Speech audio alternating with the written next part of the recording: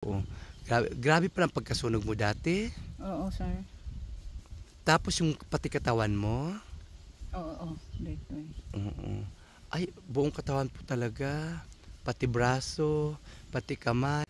Magandang umaga mga kababayan. Nandito po ako sa isang kababayan natin na kung saan may dumulog sa akin dahil isang lola daw po na ang tanging hanap buhay niya ay magdadamo lang sa mga garden at siya po ay may kapansanan pa.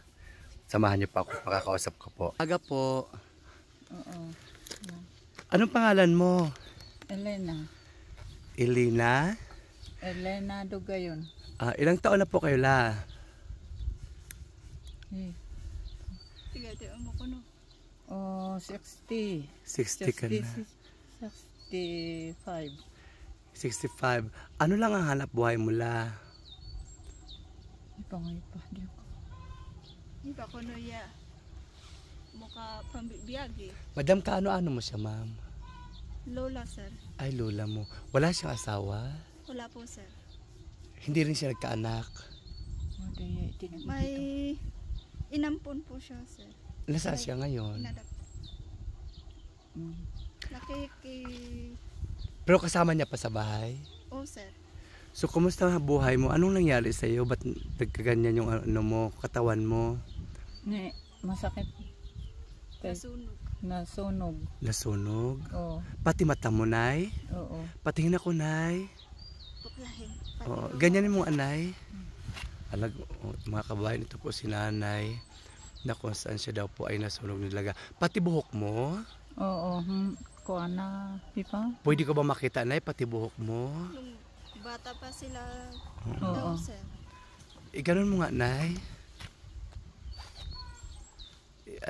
Tanggalin mo na yung buhok mo. Mga kababayan, ito po si Lola na kung saan tayong hanap buhay niya ay ito po magdadamo lang po ng mga garden kapitbahay. Ito lang po ang hanap buhay niya. At kung walang tatawag sa kanya na magdadamo, hirap daw po talaga sa buhay. Ngunit hindi po talaga niya ma-explain ng lubusan dahil hindi rin ako marunong mag-Ilocano at hindi po Ilocano sila. Iba po ang salita nila. Ikaw po unay ay taga dito talaga sa Tinok. Paano ka nakakain ng maayos? Paano ka nabubuhay? Paano pamumuhay mo dito? Madam, paano? Binibigyan na lang namin ng pagkain pag Ay, wala siyang cancer. matagal na yung sunog mo yun, ay? Matagal na po talaga yung sunog? Matagal na, sir. Bata pa sila, sir. Mga kababayan, ito po si Lola na kung saan nangangailangan siya ng tulong kahit kunting pinansyal lang daw. Actually, aksidente lang din pong napunta ko dito sa customer ko. Nakita ko siya ngunit matagal na po siyang sinasabi sa akin. Yun nga lang medyo busy si Madam niya kung kaya't nagkataon na yung napuntahan kong barangay ay ando doon din po sila. Nay, pag ano nga ng buhok mo, Nay, para makita ang mga followers natin. Ayan po. Hindi po siya masakit, Nay? Hindi. Hindi. Ang braso mo ang masakit. Saan ang masakit, Nay? Ito eh. Pipa nga. Pati mga kamay mo. Oo. Pati kamay mo nasunog din yan. Nasunog ang Ito po, mga kabayan, ito po yung sitwasyon ni Lola. O siguro, Lola, kung sakasakali may taong tutulong sa'yo, ano ang hihilingin mo? Hiba ko no kakdawan mo no waday unda dan higam. No waday dawat dan higam. Uy, basta. Uy, itata. Uy, itulong da. Oo. Basta, hipangoy pang Tagalog. Basta kung ano daw, pag anong itutulong nila. Okay. Pero sa pagkain, hirap ng nanay, si Lola. Opo, sir. Sige lang la, pagbalik ko dito bukas, dadalang kita kung anong man madadala ko, ha? Ha? Oo, sir. Anyway, dito man ang area ko sa inyo. So kung ano madadala ko bukas, dadalhan na lang kita, ha? Ha?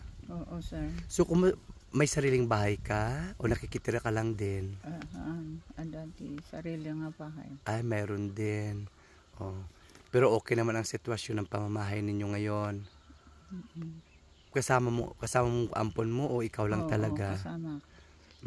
So, tinutulungan ka naman niya. Oo. Okay. So, mga kababayan, ito po si Madam ay si Lola na kung saan nangangailangan tulong at dito po ito sa Municipality of Tinok. Lubos ako nagpapasalamat at nakita kita kasi matagal ka nang sinasabi sa akin. Then anyway, kung sakaling makabalik ko bukas, dadaanan ulit kita kung ano man ang madala ko, yun ang bibigay ko sa iyo lahat. Oo, sir. Okay. Maraming salamat sa oras na ibinigay mo sa akin. Ano po?